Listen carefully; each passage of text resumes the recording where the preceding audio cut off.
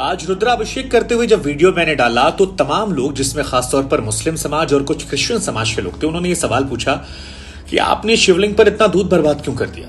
इससे बेहतर होता कि आप इसे गरीबों को दान कर देते। चलिए, इनका तो ठीक था, लेकिन मुझे हैरानी तब हुई जब हिंदू वर्ग के तमाम लोगों ने कहा कि खासतौर पर नई पीढ़ी के लड़कों ने कि सर आपको ये नहीं करना चाहिए था, इससे काफी बर्बादी होती है, गरीबों को आपको दान कर देना चाहिए था। कई फिल्मों में भी ये दिखाया गया, कई सारे कलाकारों ने ही पहले कहा है, तो मुझे लगा कि आज स्पष्टीकरण देना चाहिए।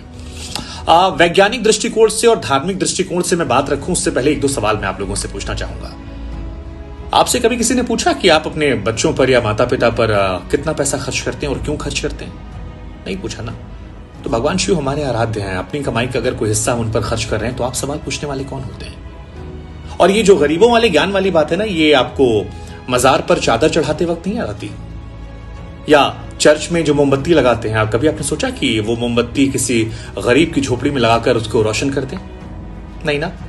कभी आपने सोचा कि आप अपने जन्मदिन पर जो पैसा बर्बाद करते हैं, नए साल में पार्टियां करते हैं, फिल्मों देखने जाते हैं, हजारों रुपए खर्च होते हैं, 500-500 रुपए की टिकट आता है, शैंपेन पीते हैं, लॉन्ग ड्राइव पे जाते हैं, कितना तेल खराब होता है? कभी सोचा आपने? नहीं सोचा होगा, क्योंकि वो शायद सोचने वाली बात नहीं है, एजेंडे में सूट नहीं करता। हमें तो हिंदू धर्म को टारगेट करना है।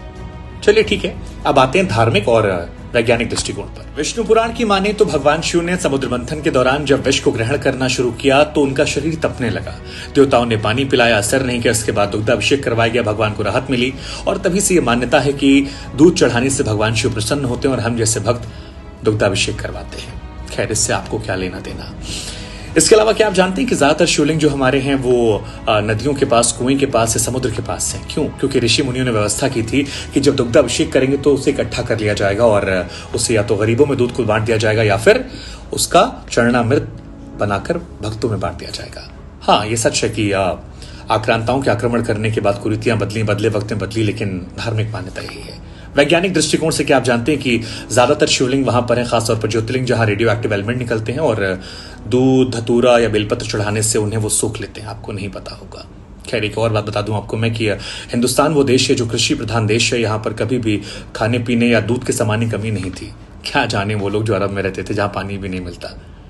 हिंदुस्तान की बात अलग थी, ये चीजें अवेलेबल थी। खैर, आपसे गुजारिश इतनी है कि इस वीडियो को शेयर कीजिएगा ताकि नई पीढ़ी को पता लगे कि ये वेस्टेज नहीं है और केवल एक धर्म पर निशाना मत बनाइए। उन कलाकारों को भी बताइए कि शिवलिंग पर दूध चढ़ाना धार्मिक दृष्टिकोण से, वैज्ञानिक दृष्टिकोण से कैसे सही है, और हम अगर अपने पिता, अपने भगवान के लिए कुछ करते हैं तो ये हमारा उनका निजी मसला है, इसमें किसी को बोलने का अधिकार नहीं है। जय महादेव।